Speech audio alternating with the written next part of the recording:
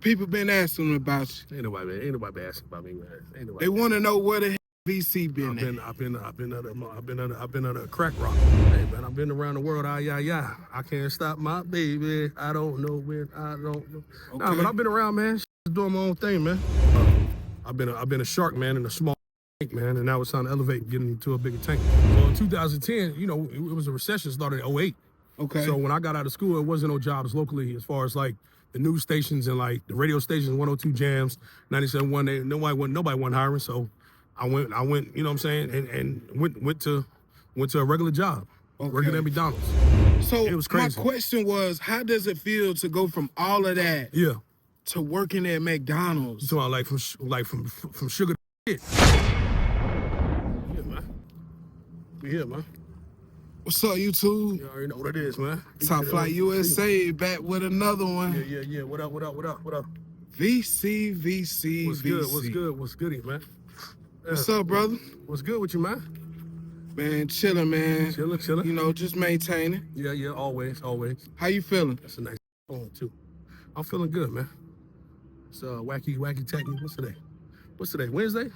Yeah. It's wacky tacky Wednesday. You already know. Okay. You know what I'm saying? Enjoying the sunlight, man. Get some of this fresh air. Get some of this melanin popping. That's right. Yeah. What's good with you though? We ain't seen you in a while, brother. You ain't seen me? What what you mean? I've been around. The people been asking about you. Ain't nobody asking about me, man. They want to know where VC been at. I've been under a crack rock. I'm just You been under a crack rock? Nah, I just playing. On a serious note. Yeah. Where you been at, brother? Hey man, I've been around the world. I can't stop my baby. I don't know when. I don't know. Okay. Nah, but I've been around, man. Shit, just doing my own thing, man. Got the music back popping, man. Got my tube popping. You know what I'm saying? YouTube popping and shit like that, man. Been going live, just getting my life together, man. Okay. You know what I'm saying? And dealing with the past, 6 months to a year, taking care of people, looking out for people, and it's time for VC to do his own thing, man. It's 2025, man. It's time to turn it up another notch, man. A lot of buggers think we in the same boat, and we not. You know what I'm saying? I've been a shark, man, in a small tank, man, and now it's time to elevate and get into a bigger tank, man. So, okay, it's good. What you mean by that? What you mean? You been a shark in a small tank. I've been a shark in a small tank, and I've been around people because I'm a humble as individual, but you can't always be humble, man, because when you humble, you conform yourself, and you kind of dumb yourself down to match what's going on around you. Kind of like being a product in your environment. You know what I'm saying? But I wasn't raised like that, so you know what I mean. So for me, you know what I mean, I just been worried about elevating, worried about getting my mind together, dealing with my self-preservation, because I'm not gonna call it I'm not gonna call myself being selfish. I'm on self-preservation right now. Okay. And that's the best way to be. And what does that mean exactly? Self-preserving, like you gotta make sure you take care of self. Like that's all you have is yourself.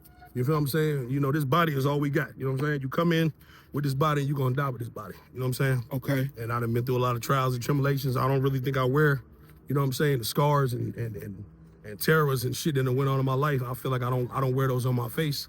You know what I mean? But I know I can be in a better shape. I can be a better being. You know what I'm saying? So I've been you know what I'm saying, getting back on my spiritual side. I've been getting back on my meditation. You know what I'm saying? I've been reading books, and trying to be positive, man, and try to get back out here in the game full throttle, and do what I'm destined to do. So, yeah, that's what's up. I like that. Yeah. Okay. Well, let's just start from the beginning. Yeah. A lot of people on my channel might not know who you are. Yeah. So, if you can, could you tell them who we have the pleasure of speaking with? Okay. Where you're from, and how old are you? Okay. Well, I go by VC. I've been in Greensboro for 20 years. I was born in New York, raised in Fayetteville, but moved to Greensboro in 2003. And I'm 36 years old.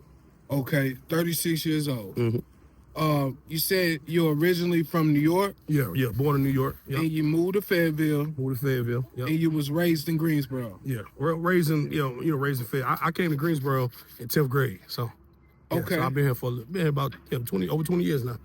Yeah. Okay. Yep. All right. Well, let's talk about your New York days. Okay, that was limited, man. I was a youngin', man. I wasn't even in kindergarten yet. Okay. I left early, super early. I was a kid. I was a toddler. Okay. If you want to talk about it, you know what I'm saying? Have you ever been back recently? Shit, man, I ain't gonna be honest with you. I need to go back, and I've been telling my parents and my family that I need to come to New York. I need to go back to New York. I ain't been in New York since 2011. Do you have family there? Passed. Of course. Okay. That's where all my family is. Yeah. What's that? It was like a phone mic cover. I didn't know if that was yours. Oh, okay. I don't know. Yeah, I ain't know what the hell. I thought you was dropping a piece of chocolate on the table or some shit. I ain't know what the hell. Okay. I was about to say. Yeah. Yeah, you see us taping, yeah. What's the difference between New York and North Carolina? New York is super fast. New York is a culture shock. New York is New York. New York is a place in itself. When I go to New York, the rest of the world don't even exist. New York is New York, and that's what I say. And if anybody ain't never been to New York, if you don't go nowhere else in your lifetime before you leave this earth, I don't care what part of USA you from, I don't care what country you from, you need to come to New York City. I feel like New York City should be the capital of the United States. The NFL draft is there, the NBA draft is there. The fashion, it's the mecca of fashion. It's the mecca of hip hop music. It's the mecca of a lot of things. New York is the centerpiece of America. I don't care what nobody say. Yeah, you know? I definitely love New York. It's fast paced. Yeah. And it can be a culture shock. Yeah, I love everything about it. Yeah, like these buildings here, that ain't shit. You talking about skyscrapers? I'm talking about when you go to New York, you go to Manhattan, I'm talking about you gonna look up and I'm talking about like you try to look all the way up at the top of the building, you might fall. Tip and fall, Humpty Dumpty. Okay. Yeah. All right. So you mentioned you moved from New York to Fayetteville. Yeah. My people's my pops, he got, that's where his family is from. And it's crazy because NYNC has been my movement since I was in middle school. Me and my brother, that's always been my movement, man. And you know, that's my household name, VC NYNC. Like that's what people know me at. Okay. You know what I'm saying? Social media, that's my following. But there's always been connection because my family, both sides of my family are from the South. Okay. And they migrated up north back in the 50s and 60s and whatnot. And a lot of them, they came back down south. You know what I'm saying? Right. Yeah. How was it like growing up in Fayetteville? Well, I'm actually from Spring Lake. Spring Lake is in the same county as Fayetteville. Okay. It's in Cumberland County. Spring Lake was country. Like it's the total opposite of New York. I'm talking about we got dogs. We got a shed. My fault, cursing. We got a shed. I'm talking about my grandfather. He got a double wide trailer, and you walk in the trailer. He got deer head trophies on the wall. Okay. You know what I'm saying? Like that. Yeah. But it was definitely different. Chicken, I'm talking about gardens, like watermelon patches, sunflower seeds, cabbage, corn. We had grapevines, man. I'm talking about hound dogs, like dogs that go hunting, like hunting dogs. I'm talking about like I'm picking eggs out of chicken coop, brown eggs. Okay. Like, you know what I'm saying? You don't even see brown eggs like that, but they got them in the grocery stores. You know what I'm saying? But I'm talking about like we playing basketball. We got a court. We got a basketball goal, but the court is sand. The court is dirt. We got to take the water hose and sprinkle it down so it won't be so much dust flying when we playing ball. So that type of deal. When people ain't got no concrete driveways, people out there parking on the grass. Right. You know what I'm saying? Yeah. So coming to North Carolina, living in Fayetteville, did you live in a 2-parent household? Yeah, definitely. Yeah, 2-parent. I had both my parents. Okay. Mm-hmm. And how was it growing up with 2 parents? Well, you know, pretty much my biological, he got killed. He got killed 3 months before me and my twin brother was born. I got a twin brother. Sorry to hear about that. Whatnot. Yeah. He died. My mom was pregnant with him pregnant with him. I swear every time I say that to people, I always say it like that. My mom was pregnant with me and my twin brother at his funeral. Okay. He got killed in November '87, and we was born in February '88. So. And that was your biological father? Yeah, my biological father. Yeah. Wow. And I got 2 older siblings, so we had, got the same father. So you never got a chance to meet him? Nah, never met him. And it's crazy now, even now, I'm about to be 37 next month, Lord willing. We go to New York, people like, who he look like? You know what I'm saying? I'm like, that look like Ray Ray. And my dad's name was Rayford Jones. Okay. You know what I'm saying? Rest in peace. But it'd be fun, you know what I'm saying? I'm like, damn, that shit crazy because, I've always wondered like what it would have been like meeting him. Damn, wasp. Oh, yeah. But always, think about like what it would have been like meeting him. And, you know, why I act the way I act, why I look the way I look, you know what I'm saying? Like everything in one, you know what I'm saying? Like what traits I picked up from him has always been an X factor or a question mark, you know what I'm saying? Okay. And I feel like my mom, you know, me and my mom go at it all the time about a lot of things, but I feel like I probably kind of like, you know, kind of mirror him a little bit, you know what I'm saying? Because me and my mom, I feel like out of me and my siblings, we probably have the most quarrels, the most, you know what I'm saying? But we also love each other the most too, you know what I'm saying, in the same sentence. Okay. You know what I'm saying? So how do it feel to grow up without your biological father? How did it feel to know that he passed away when you were so young? well, when I was growing up, like I didn't really think about it like that. You know what I'm saying? I never really thought about it, you know what I'm saying? Because we never had that attachment. You know what I'm saying? Like if you never met somebody, there's only so much you can attach yourself to as far as like emotional and you know what I'm saying, move forward. Now, in 2000, my older brother, who looked just like my dad, my older brother, he was 18, he got shot and killed. Oh wow. At 18 years old. So Sorry to hear about when that happened, that kind of like put more in the forefront of me like dealing with like losing somebody that's close to me. Right. You know what I'm saying? Somebody I actually know. I don't get no more personal. That's my older brother. Right. He the one that got me started doing music. Okay. You know what I'm saying? That same year we did our first song together in April 2000, and he got killed in November 2000. You know what I'm saying? Wow. And I lost a female cousin. April 2000, I lost my grandma, which is my mom's mom, September 11th of 2000. Wow. 9/11, but the year before 9/11. Right. And then my brother got killed in November. I experienced death shit when I was younger, but you know when I got older, that's when really shit started changing for me as far as shifting my brain and how I thought and like what I wanted to do. Like, and I'm like, you know, like my mom, one of my brother's friends told my mom that my brother had told him, even so young, he was only 18, he wasn't even 18 for a month yet. And because his birthday was October 23rd, he got killed November 18th. Okay. So it wasn't even a full 30 days of being an 18-year-old, he got killed. How old was you when he got killed? I was 12. You was 12. Yeah, we 6 years apart. He was born in 82, I was born in 88. Okay. You know what I'm saying? So, you know what I mean? How did that make you feel? Man, I was lost, bro. I was lost. And it's crazy because when I came back to school, a lot of people thought I lost my twin brother. You know what I'm saying? But nah, I said no, it was my older brother. So, you know, but it was crazy because I had a lot of shit going on, you know what I'm saying? I was booming, I was playing football. I mean, when I was 6th, 7th grade then? I was playing football, you know what I'm saying? Step team, wrestling team, track team, you know what I'm saying? President, like I was pretty much like at the point where an older brother will be needed as far as advice. Right, you was very active. Yeah, I was getting active. Okay. You know what I'm saying? I remember walking in sixth grade and I was intimidated by the 8th graders. You know what I'm saying? You know what I mean? A lot of the guys, I was small, you know, I used to be real small. Why do you think you felt like that? I mean, what, as far as what? Like being intimidated by the older kids. I mean, it's just, you know, it's just what it is. These older people, man, they're more experienced than you are, they're more mature. And you know, when you growing up through elementary school on up, man, you either deal with bullying or you see a lot of bullying.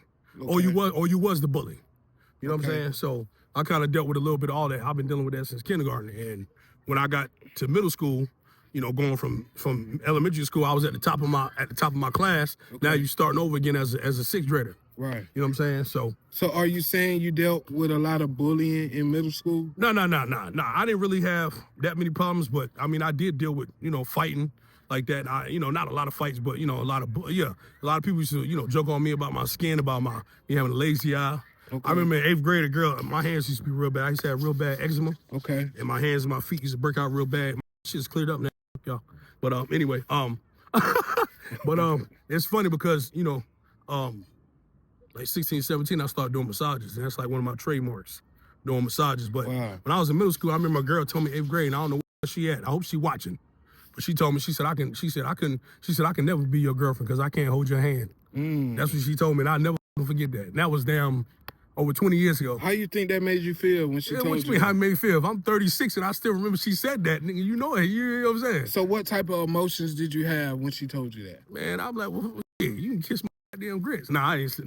Nah, I probably was. I was a little hurt, but I'm like, I already knew I was still that guy. Okay. I was still that nigga. You know what I'm saying? But at the same time, I had to deal with a lot of that, and you know, I had to have elephant skin. Okay. And you know, really, like I said, I ain't really had nobody to go to. I ain't had my older brother was gone. Then ain't nobody messing with him. Well, what about your twin brother? My twin brother, he was there. You know what I'm saying? He had his own quarrel. He had problems he had to deal with too. What type of relationship did you and your twin brother have? Shit, me and my brother, we dressed alike until the 5th grade. Okay. We dressed alike until 5th grade, beyond. My mom, she in 5th grade, we always had different teachers, but for some reason, my mom, my 5th grade year, she wanted me to look after my brother, so she ended up getting me switched out of the class that I had and put both of us in it. Got me put in his class, so we had the same teacher my 5th grade year. Okay. But So was y'all the twins that got along, or y'all didn't get along? Oh no, we definitely got along. We was Okay. the Twin Towers. You know what I'm saying? When 9/11 came, it's funny because my 8th grade year was 2001 when 9/11 happened, and I became the SGA president for 8th graders, and I remember we had did a speech, and me and my brother dressed alike. We had on some slacks, we had on a blue vest, and some blue slacks and some church shoes, and that was like the whole theme of my speech. Okay. About being the Twin Towers. You know what I'm saying? And they was rocking with it, man. Hey, man. Okay. Yeah, man, my mom was a substitute teacher, man. She seen how the girls acted. Man, I'm talking about girls grabbing on me. Oh, Dave East, all that. My mom was like, what y'all seeing this boy? Wow. You know what I'm saying? Yeah, it's crazy. So it's been like this for a minute, man. And then you got older. Yeah. And you moved to Greensboro. Yeah. You said you moved to Greensboro in the 10th grade. 10th grade. So how was the change from moving to Fayetteville to Greensboro, or Spring Lake to Greensboro? Well, the biggest change was the people that I was with there, I've been knowing since kindergarten, elementary school. Okay. When I got here, ain't nobody here. I don't got no cousins here. It's just my parents and my siblings. And what type of neighborhood did y'all move to when y'all came to Greensboro? Well, we moved, we was in an apartment, Okay. waiting for a house to get built, and which is the house my parents stay in now. Okay. In the suburbs. And we was in an apartment for a year while the house was being built, and then we moved out there to the house, out there in the outskirts. Okay. So in the neighborhood, you would think it's white folk out there, but it's really mostly black people in these big houses. And what year was that? That was like 03, 04. okay. Yeah. Mm-hmm. And your family was waiting to get a house built. Yeah. So it's safe to say you was raised up in a upper middle class type family? I see, man. It's always question mark when people say that, because when people come through my parents' career, they think they doctors and lawyers, and I'm like, my mom and dad had regular jobs. You know what I'm Okay. saying? My mom had a degree, but my mom wasn't a tradition. She was a non-traditional student. She just got a degree from Federal State in 2002. Okay. You know what I'm saying? In her 30s. And what type of job did your stepfather have? My dad been a janitor, been a custodian. Okay. You know what I'm saying? He worked with the hospital, working with housekeeping and stuff like that. So OR. they was just hard workers. Hard workers, yeah, putting money in the right spots. Okay. Mm-hmm. That's what's up, man. Yeah. And you moved to Greensboro. Yeah. What type of friends did you have when you moved to Greensboro? Everybody like me. I went to school with a lot of both my high schools, and one I went to in Fayetteville in here was predominantly white. Okay. But the black people, for some reason, we seem to stick out. Even like in America, like you would think it's more black. When you be around, you think it's more black people than what it is. But we only like 13% of the U.S. But Okay. But when you see us, we everywhere. So that's how I kind of was in school. But I was diverse. I had Asian friends, I had white friends, black friends, Hispanic. I had Indian friends. I'm talking about Indian friends that had turbans on their head. Okay. You know what I'm saying? So I got along with pretty much everything. My school here was like when I came to Greensboro, my shit was like the United Nations. What high school did you go to? I went to Western Guilford High School. Okay, Western West side. Guilford. Okay. Yeah. That's what's up. And then after high school, did you attend college? Yeah. I went to Winston-Salem State. And played- Winston-Salem State. Yeah. Played football from 2006 to 2010. Okay. Yeah. And how was that playing football in college? Oh yeah. Shit. I ain't gonna lie to you. I didn't get the burn I was supposed to get, man. A lot of people thought I was gonna go to the pros. I was all conference out of high school for football, all state for track, for discus throw. I played linebacker, I played fullback, and I kind of walked on and went some mistake. My best friend had got some look, and one of the white guys we played ball with that graduated a year before us at Western Guilford, his dad came from Guilford College and ended up being a defensive coordinator at Winston-Salem State. Okay. So I thought, that was gonna be, all she wrote. But Do you have any highlights online I can maybe look up? well, nah, I don't got no highlights on. My highlights is on VHS tape, man. I'm be honest with you, most of my highlights from college, man. That most of my was not from the games. It was from practice. And, Okay. And from in high school, I got plenty of game footage, but I still got stuff on VHS VHS tapes. Yeah. What did you major in? Mass communications. Mass Yeah, communications. radio and video production. Okay. So anything from running a television show with 3 cameras and a production board, fade out on this camera, fade out on this camera, like Jerry Springer type of show, Maury, all that. I can run a show like that. Okay. You know what I'm saying? You got schooling in like entertainment technologies, things like that? Yeah. Pretty much. Okay. Did you try to get a job for that after college? Yeah. Well, 2010, you know, it was a recession started in 08. Okay. So when I got out of school, it wasn't no jobs locally as far as like the news stations and like the radio stations, 102 Jams, 97.1. Nobody wasn't hiring. So I went, you know what I'm saying, and went to a regular job, working at McDonald's. Like I did, I worked at McDonald's in high school. That was my first job, and I said I never was gonna go back, and then ended up going back right after I got out of college, and I ended up working at the Grasshopper Stadium, baseball team. So, Yeah. how does it feel to be a football star in high school? Yeah, I'm in a fraternity too, by the way. Okay. Yeah, Phi Beta Sigma fraternity. Shout out to my brothers. Okay. Shout Blue out and to white. them. Yeah. Spring away. Time to set it straight. That's my right. line name was Showboat. My whole line name was All or Nothing. But my line name was Showboat, and I was a honcho Deuce Club. Y'all know what it is. That's right. Blue Phi. Shout them out. Yeah. How does it feel to be a football star in high school? Yeah. We're just gonna say football star in college as well, because you went to college and played football. Yeah. I played ball in college, and I ended up creating what you call the school song. Okay. A rap song called the WSSU Anthem. You can check it out on YouTube right now. I came up with that my junior year, and it blew up. Okay. It blew up. I'm talking about to the point where everywhere I go, teachers and students is talking to me. When I walk into the cafeteria for lunch, they're playing my music video up on the TV screen. The video that I created, my first video I ever edited, first song I ever put out to the world, put out to the masses. I'm talking about to the level where the dean of the school is sending me emails. The chancellor is sending me emails. Okay. You know what I'm saying? My fellow classmates is telling me how my former teachers is talking about me in class. You know what I'm saying? Right. So, you know, so it was crazy. My question was, how does it feel to go from all of that to working at McDonald's? You talking about from sugar to Okay. yeah. I mean, like I said, I've always been a humble individual, bro. I've had to start over plenty of times in my life, man. And right now, I feel like I'm starting over. You know what I'm saying? And I feel like that's a part of it. And I feel like people need to hear these type of things because this is what most people experience. You know what I'm saying? You know, most people don't have that, you know, that one time and they made something happen and this is what it is. And I done blew up and that's all it was. You know what I'm saying? A lot of people had to try a lot of times to get where they at. So what I'm trying to figure out is, why do you feel, how did you go from that transition? Right. From having a degree in mass communication to getting a job at McDonald's? Like, how did you go from that? Yeah, well, like I said, when I got out of college, man, it was a recession. There wasn't that many jobs available. And having a degree don't really hold that weight. It don't hold no weight no more. You got to have a master's. You got to go. A lot of people, when I got out of school, guess what they did? They went right back to school. I ain't want to do that. I was ready to get out. And that's what I did. And I was like, maybe grad school in a couple of years, but I was done with school. You know what I'm saying? After playing sports, I played sports from 7th grade all the way through my senior year at college, and I was a 5th year senior. So I had a whole extra year on top of that. You know, that's a long time. Right. I played an instrument. I played a viola, the string instrument. I started playing the viola in 5th grade, and I played all the way through college. So you got to think about it. I played football for 10 years straight when most people stopped playing at 16, 17 years old. I didn't stop playing until I was 23. Wow. You know what I'm saying? So I was ready for it to be over with. I could have transferred, and that was another thing. Like I got to the point where, because I didn't know in college, like, you know, depending on what type of school you are, like A&T is an engineering school. Winston-Salem State is like an education school, so it's on different platforms. So it's certain if I were to transfer to A&T or transfer to another school, they might not, all your credits may not transfer. And I'm like, nah, you ain't gonna tell me I take a whole class for a whole semester and I go to another school because I want to play football over here.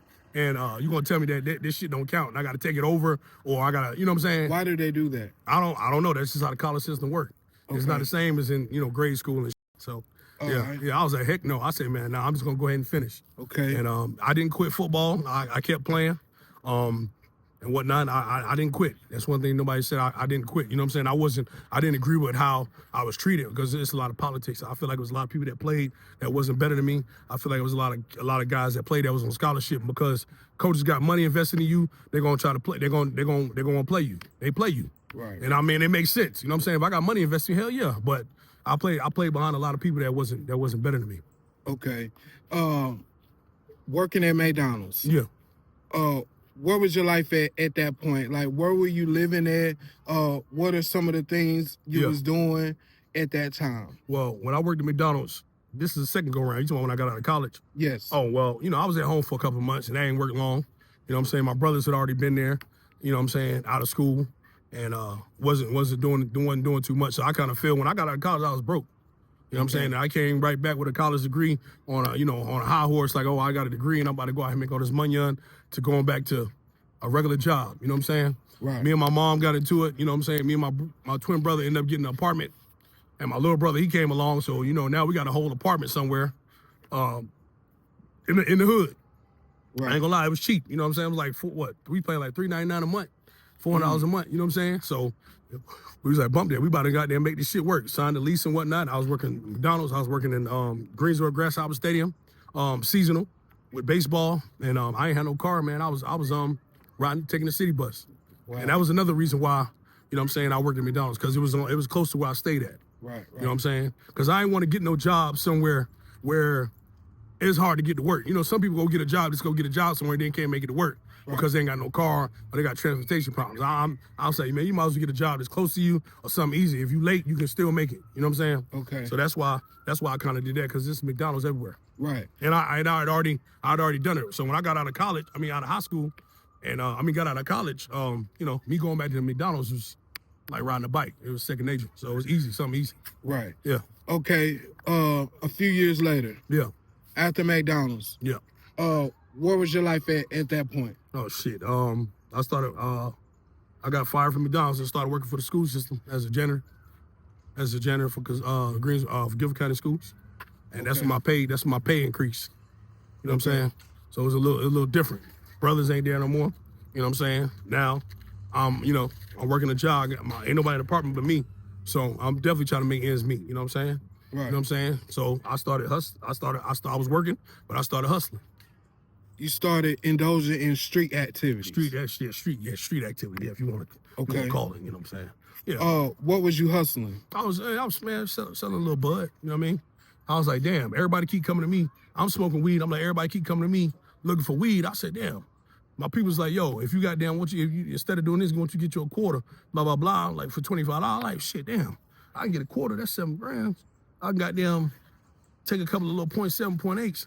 I said, damn, I can make my $25 back. So now I'm smoking for free. Right. I said, that's genius. Okay. And I used to keep when I started, I used to keep my weed in the Altoid case. It's funny because Kanye West said that on the song. He's like, I keep my weed in the Altoid case. Okay. And I used to do that shit. It was crazy.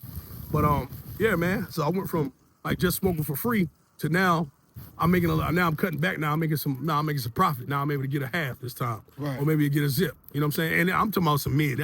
Mid don't even exist no more. I don't even know if they even sell mid no more. Right. These kids now, everything loud this, loud that. Loud was a luxury, was a commodity when I started. Okay. When we started, you know what I'm saying? And the prices are super high. Okay. That's before all this medicinal shit, all these dispensaries and all that shit. So Right. Yeah. All right. So you getting older. Yeah. You try selling weed. Yeah. And you was smoking weed at the same time. Yeah. Smoke some, sell some. You was getting high off your own supply. Yeah. Pretty much, yeah. Did that work for you? Or? Yeah. I was booming, man. I ain't getting into numbers and all that, but I was Okay. good. Money Okay. started booming. I'm talking to the point where I had like a personal Uber driver. Like one of my peoples, he was doing Uber, and I met him through the Uber app. And then he started driving for me personally. Like he'd take me to work, pick me up from work. He'll pick up girls for me, take girls home for me. All I had to do was pay him a couple $. I had people working for me when I was at home. I had people working for me when I was away. Right. When I was at work, I was making money. Okay. And I was donating plasma. Man, I had like $400 on my plasma card. Wow. Most people that donate plasma, they go take that money off right away. Right. Because they need it right now. You know what I'm saying? Man, I had like $350, $400 on my plasma card. Word to my mom. Yeah. Okay. Yeah. Oh, you're Had a getting little car. older. Yeah. Life is going on. Yep. At the beginning of the video, Yeah. you mentioned something about a crack rock. Yeah. Okay. Graduated. When did your addiction get to that point? Hey, well, I ended up moving from where I was staying at, being the mid king, I guess you want to call it, with the bud and everything, and got around certain people, and my kid's mother, she, you know what I'm saying, she was indulgent. And her brother was, you know what I'm saying, indulging or selling it. And I was around her more and around my child more. And I started sniffing powder. How many kids do you have? I only got one child, one daughter, One daughter. 11 years old. Yeah. She's 11 years old. Mm-hmm. Okay. you said the mother of your child was indulgent. Yeah, she was indulgent. I ain't trying to put a business like I could have really left her out, but this is past tense. You know what I'm saying? Okay. Yeah. So you saying she the one got you on it? No. It wasn't. I ain't talking about no Bobby Whitney shit like, you know what I'm saying? Because everybody think Bobby got Whitney started. Whitney got Bobby started, but no. Okay. Her brother, him and his girl was selling it and indulging in it. Okay. My baby mom, but come to find out, my baby mom, she was already doing it, but me and her went together. And know you what I'm wanted to try it? Yeah. No, they fucking made. I ain't gonna say they made me try it. I was actually scared when I first tried because I'm like, I ain't know how it was gonna make me feel. You know what I'm saying? But yeah, I tried it, and when I started sniffing coke, as far as I'm like, it's an upper, and I didn't know what an upper was. But what I said, the first thing I said was, this is gonna be perfect to counteract when I smoke weed and get too fucking high and get too stuck and get too lackadaisical. This is gonna help pick me back up, and that's how I got started. Wow. And but the same thing happened with that. I didn't know what no 20s was. I didn't know what an 8-ball was. It was like an 8-ball is an eighth. It's 3.5. I said, oh, like an eighth of weed. I didn't know that none of that, bro. I'm green. Okay. I'm a baby to this shit. You know what I'm saying? So within 30 days, the first time trying a 20 bag, I got an 8-ball. I got an 8-ball of powder. Wow. And I'm bringing out 20s. Wow. Selling straight 20 bags. You know what I'm saying? Then my shit got a little better. I started selling them 20 bags, 2 for 30. You know what I'm saying? Okay. I ain't know nothing about no cut. I ain't know nothing about no crack, none of that. I still ain't know. I didn't even know that crack came from coke. I thought crack was crack and coke was coke. I did not know that it was crack cocaine. That's how disattached I was from this shit, Yeah, you bro. was green, bro. I was super green. Cause my parents ain't had me around that shit. And they grew up like that. You know, they from New York City, nigga. They from the 80s, baby. Nigga, this the Reagan era. This is Reaganomics. You know what I'm saying? Right. They that's the crack capital. Right. Yeah. So me and you about around the same age. Yeah. You know, when we grew up in school, yeah. You heard of the DARE program? Yeah, bro, it's funny you say that because I won the DARE. We had an essay contest for DARE, and when I was in 5th grade, I won the contest my 5th grade year. So go fucking figure, right? Right. So you knew yeah. the harder drugs, you knew better than doing that. Yeah. I mean, but hey, man, like I said, Tupac say, who would ever thought in elementary that I'll see the penitentiary? That's the same way. Like, these kids don't have no idea what the hell is out here. And that's what I tell these kids, don't rush to get older. Don't rush to get grown. Take it one day at a time. Cause I swear. When you look back on it, yeah, was it all your choice or did somebody really motivate you to do it? I'm gonna say it was more my choice. Oh, the fuck? Oh, no, I don't know what the hell wrong with that nigga. Oh, yo, they're talking to himself. He meant to. Yeah. He probably smoked crack. But anyway, I'm not. It's a little bit of both, man. Because like I said, I moved from I'll be in the suburbs to moving to the hood, get an apartment. Right. You know what I'm saying? So a lot of the inskirts of the city, Greensboro, I missed all that when I was in high school because we went from one side of town to the next. He way down there. Yeah. But so I missed a lot of that. So I didn't really indulge until like the inner city, like the Project Smith Homes and all that shit until after I got out of high school. I mean, after I got out of college. You know what I'm saying? Right.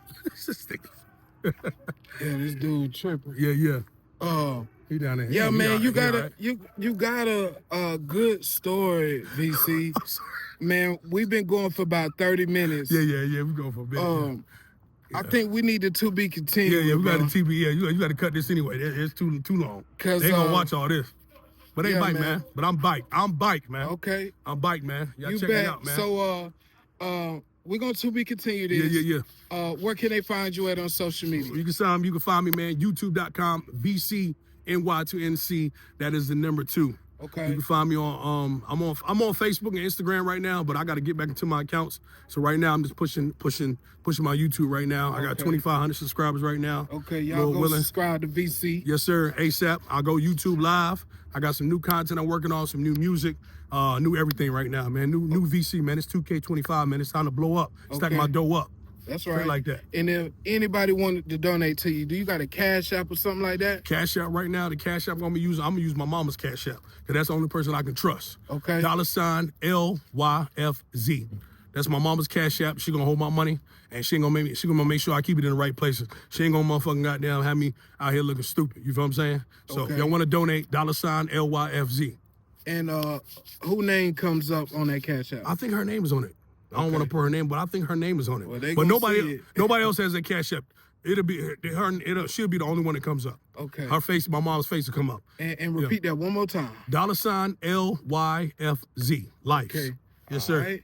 Well, y'all want to go holler at VC. Yeah, yep. Go to his YouTube channel. Mm-hmm. If y'all want to donate to him, VC. hit his Cash App up. LYFZ. And we going to we continue this conversation. Straight like that. It was good talking to you, Yes, VC. sir. Already. All right. All right. Peace out.